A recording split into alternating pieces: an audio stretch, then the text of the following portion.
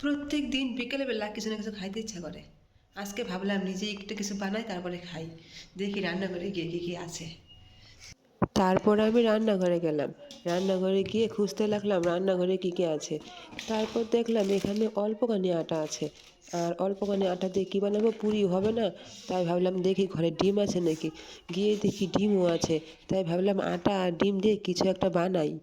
তারপর 2টা আমি ডিম নিয়ে নিলাম। এখন আমি ডিমটাকে ফাটাবো আর ডিমের মধ্যে আটা মিক্স করব। করে নিই। করতে থাক না। এটা ডিম ভাঙা হয়ে গেছে, তোমরা দেখ। আমি আগে এগুলা কখনো কোনোদিনও বানাই নাই। আর আমার সঙ্গে ফাল্গুনি ছিল। তাই আমি ওকে জিজ্ঞাসা করে করে করছিলাম কতটুক লবণ দিব, তারপরে কতটুক জল দিব, কতটুক আটা দিব, সব আমি ওকে জিজ্ঞাসা করছিলাম। তারপর আমার মাথায় কি আসলো আমি জানি না, আমি এখানে দুধ দিয়ে দিলাম। জলের বদলে আগে দুধ দিলে ভালো হতো। ভাবলাম দুধ দিলে আরও একটু ভালো লাগবে খেতে।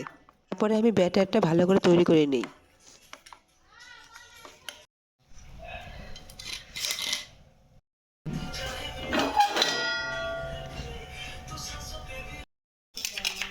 ব্যাটারটা দিয়ে 3টা রুটি বানিয়ে নিয়েছি।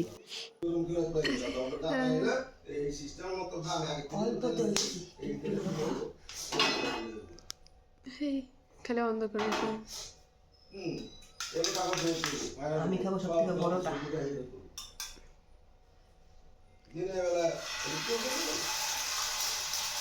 একটা ডিম দিয়ে 3টা বানাবো। হবে না 3টা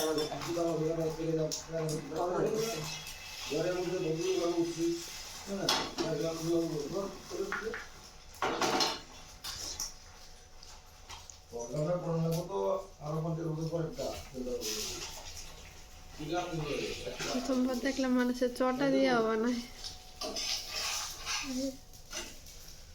ডিম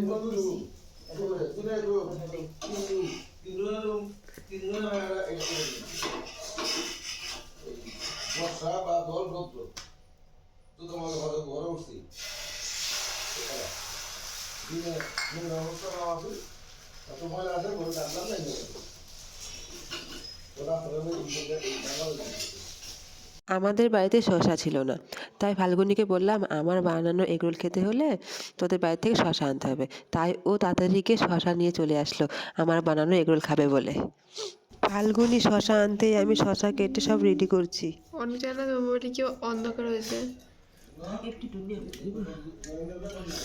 থালার মধ্যে বানাই রে না, এটাতেই সুন্দর লাগতেছে মনে হয়। এটা কই চিল্লা আমরা তো কেন বুঝছি চিল্লা সুন্দর করে সোসাইটি তো এক সাইডে করে দিয়ে গাজরও দেয়, গাজর শসা দুটাই লাগে। বানাইছি আমি ওইসে না আমার ডিপ চিল্লা চিল্লা কি তেল দিয়ে পাচ্ছ, ঘি দিয়ে পাচ্ছ লাগে চিল্লা, ঘি নাই জানি চিল্লা এটা চিল্লা কিন্তু এটা নন স্টিকের ইয়েও লাগে, তাও লাগে আবার কাটতে হচ্ছে। এই কি চালের গুঁড়া না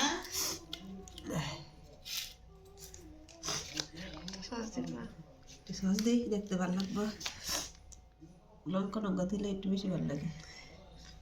লঙ্কা লঙ্কা বুঝলে গেছি তো এসে না এরকম করো।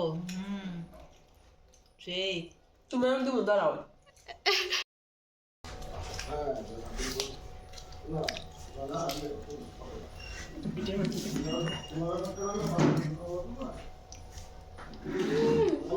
ও বেশি ফুটেছে রে। আচ্ছা কিছু তো না, কেমন লাগছে কও শুনি। সেই এটা ঝাল হলে বেশি মজা লাগতো। না না ঝাল না, এটা ঠিকই আছে। আচ্ছা তুই কবি কিছু। আচ্ছা এটার মধ্যে ডিম নাই।